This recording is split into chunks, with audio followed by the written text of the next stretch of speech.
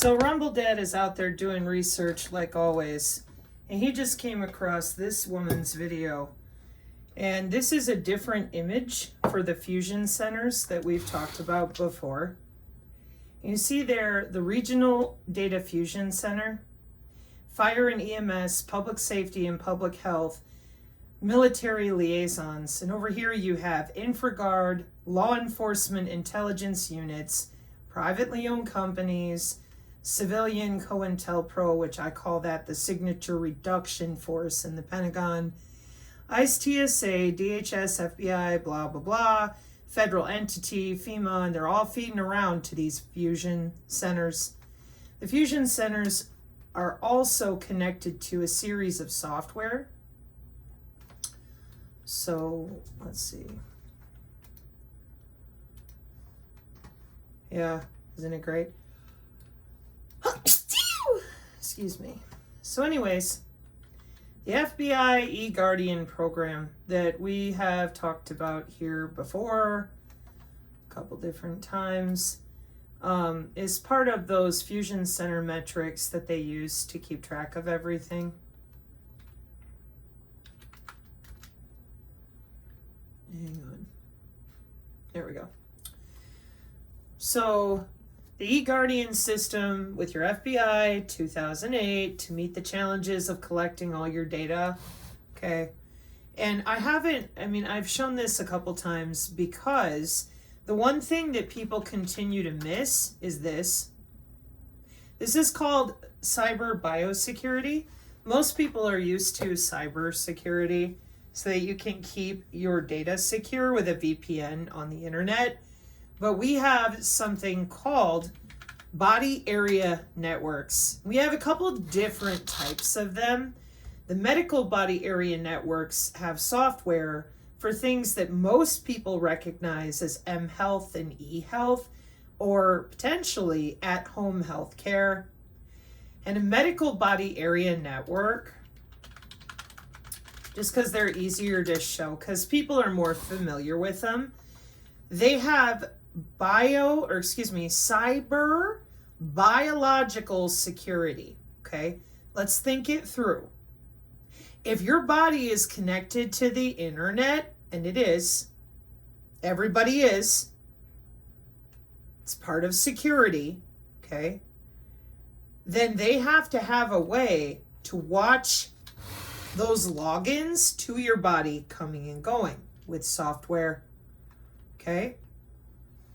And we've tried on this channel multiple times to get people to acknowledge that these are industries and business and there are multiple levels to all this.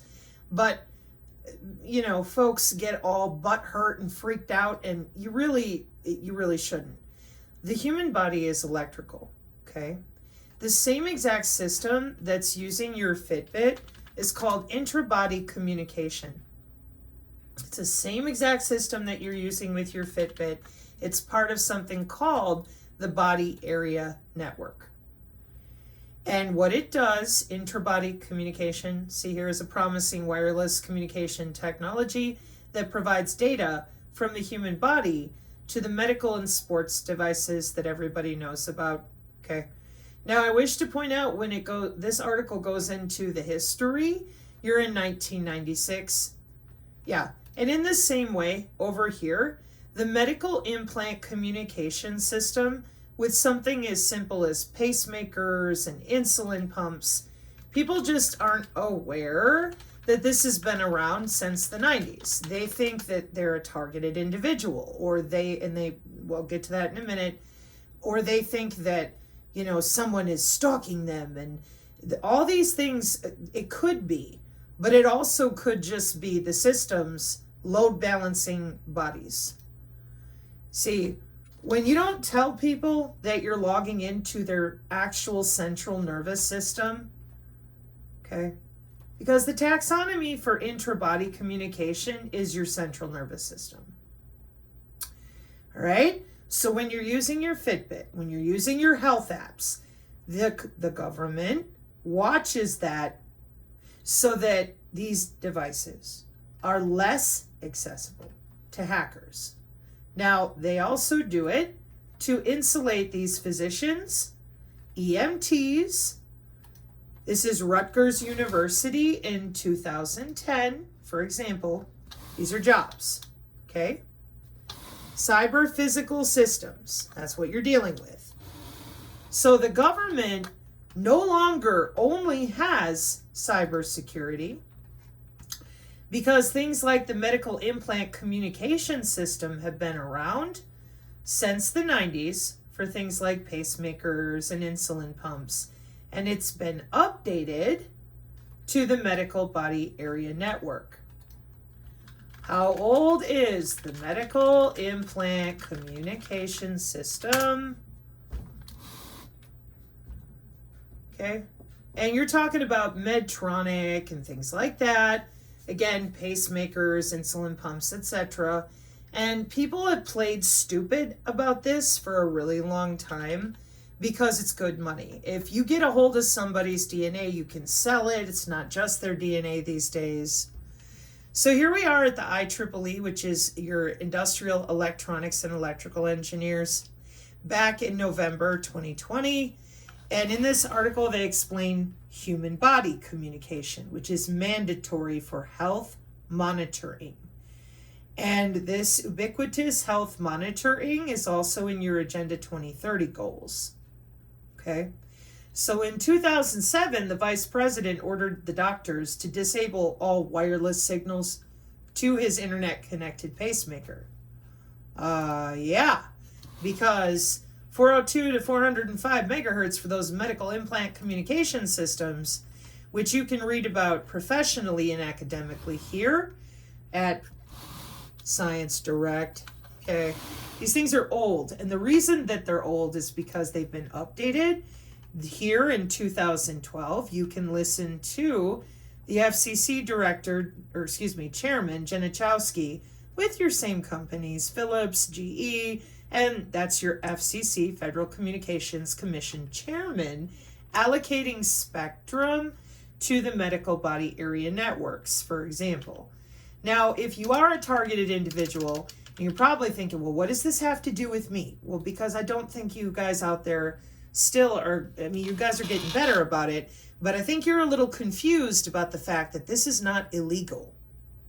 And that pisses everybody off because they're like, well, what are we going to do? Well, it would be great if we could put this out here as the system that is engineered that it actually is, so that we could get real data to people that are trying to figure out who or why they are being targeted at all. Okay? Because everybody's individual situation is different. Who have you been involved with? Why would they be after you? Etc. The FCC upgraded to the medical body area networks. You see here, June 2012. It's called electronic health monitoring, and it is mandated. It is required by law. Okay? And that's because you're dealing with insulin pumps, pacemakers, as well as bioelectronics and different systems that they use with all your wearables. And everybody knows what a Fitbit is, okay? But what people don't understand is your Department of Homeland Security with that biological surveillance. So what ends up happening is when I say signature reduction force,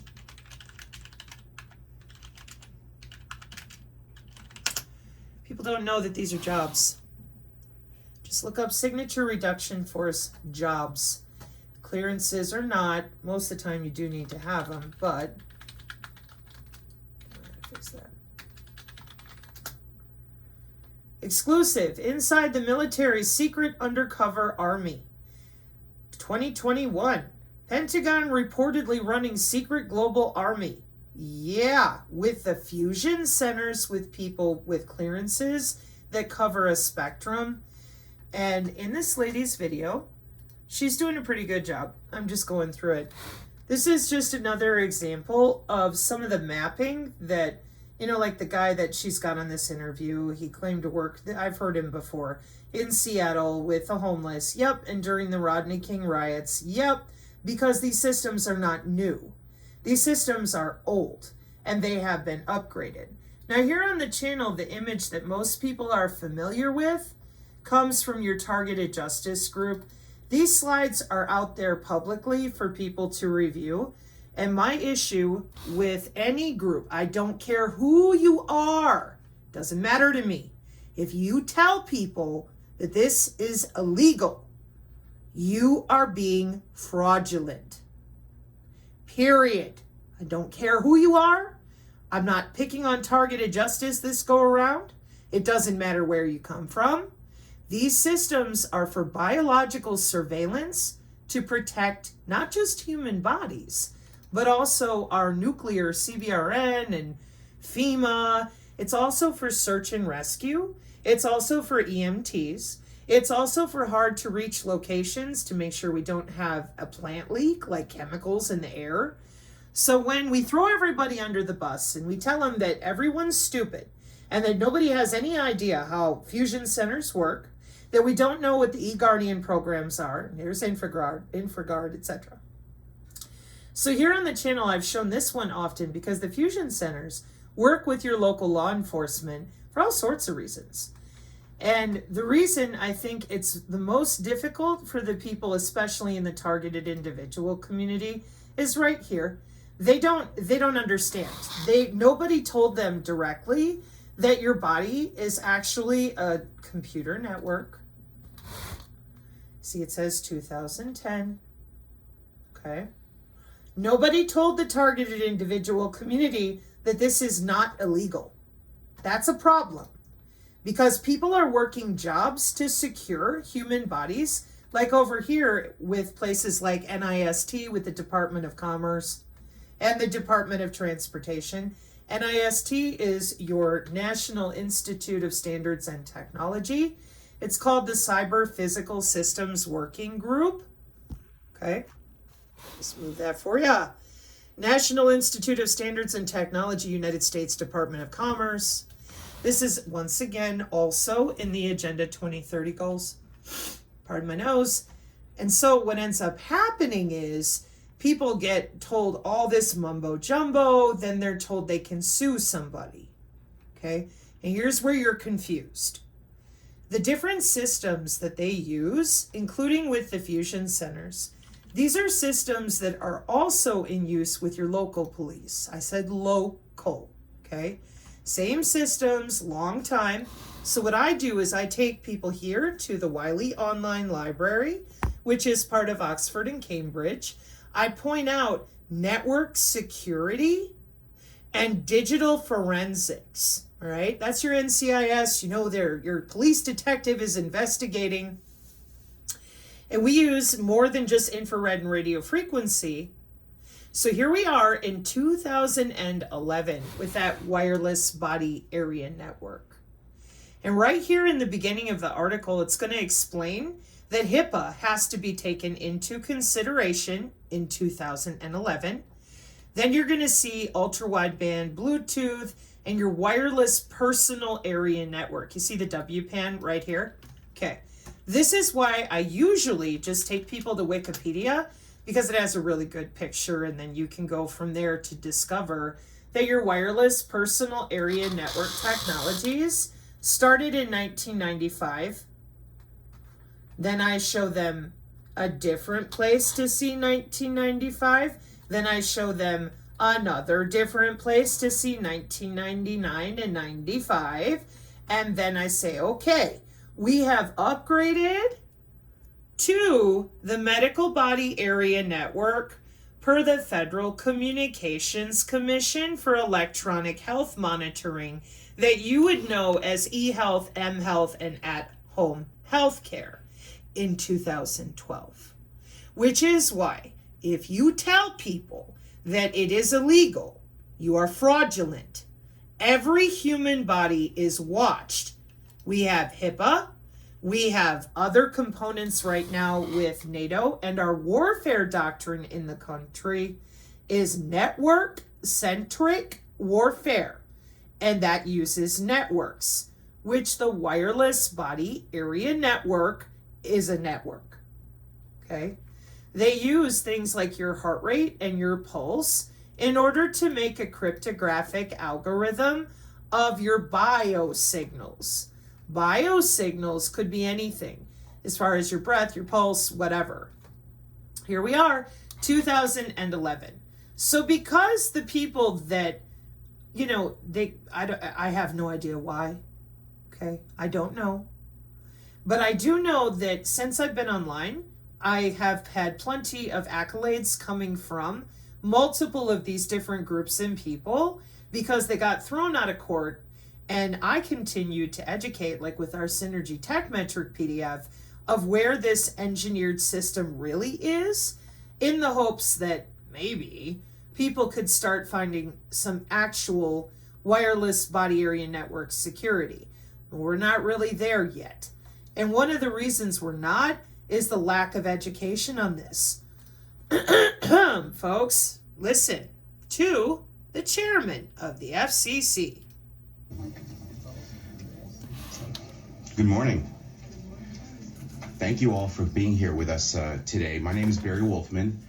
I am the Chief Executive Officer for George Washington University Hospital, and I'm honored and glad to be able to welcome you to this event. We're here today to discuss medical body area networks, or M-bands, which I like a lot better than medical body area networks, than the wireless technology.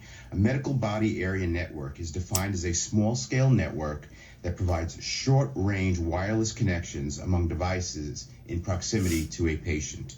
Wireless monitoring is increasingly used for a wide variety of applications, such as physiological health monitoring, primarily vital signs, heart rate, respiration, body temperatures, and the potential and the future of this technology is very, very promising. With any new technology, there are often complicating issues. Just think of the multiple manufacturers with different products using different wireless bandwidths, all in proximity of one or more patients. To ensure any wireless medical device works efficiently and effectively, manufacturers need to ensure they won't be interrupted by other devices using the same airspace. The FCC plays a pivotal role and has been discussing wireless medical bandwidth for some time with medical technology companies such as GE and Philips.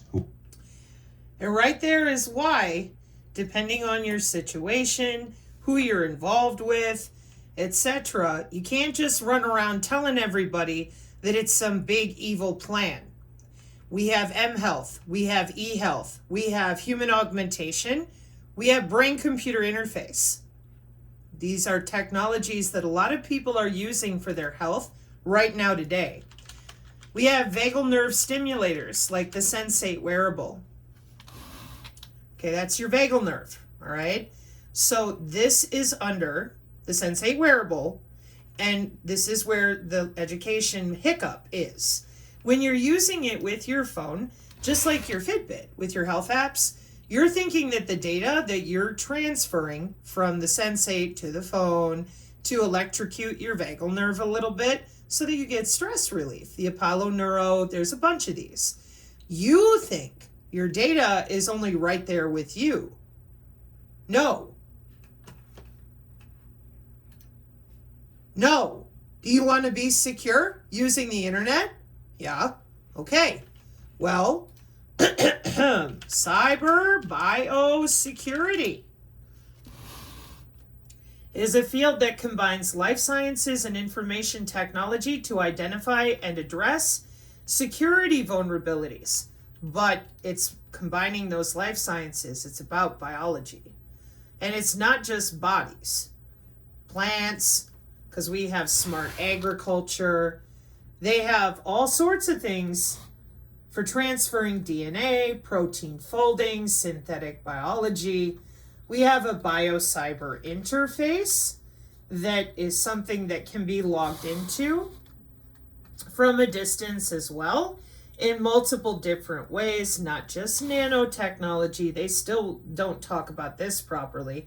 You will notice that it says design in green, and then it mentions in blue right next to it classification. So do you have a transdermal patch? Did you get an RFID chip implanted to get into your office easier? Or is it biological with nano networks? Back over here with molecular or electromagnetic communication. And what about the internet connectivity like the Bluetooth, which Hello? And the Muse BCI, our brain computer interface off the Amazon. Pretty little headsets like that for 10 years.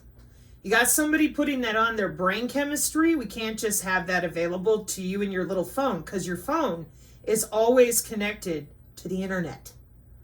So cyber biosecurity is all about being able to make sure that when you're using your Fitbit, your wearables, your BCI headset, your vagal nerve stimulator, that you're secure from this right here. Now, again, if you're not a hacker, you're not from the information communication technology industry, you might have only heard of things like denial of service attack. Whereas in the industry, we have things like man in the middle, eavesdropping, spoofing, attack types in the interface versus attack types in the nano networks, and then possible mitigation strategies to ensure that your data is secure. Now, let me take you back to 2011 with things used by people like police detectives, okay? The reason that they have to have cyber biological security is listed right here in this Oxford Cambridge type of paper right away. Applications of W-bands have some concerns, okay? And against these kinds of advantages, they include privacy, security, and legal aspects. So applications of W-bands have extremely different security requirements according to the kind of transmitted data. Most of medical data collected over W-bands is extremely sensitive, and the related privacy must also be protected by HIPAA. So, because that is the case, it has continued to irritate me to no end that people won't just be forthright about this, because they're not helping people. They're scaring the crap out of people rather than educating them.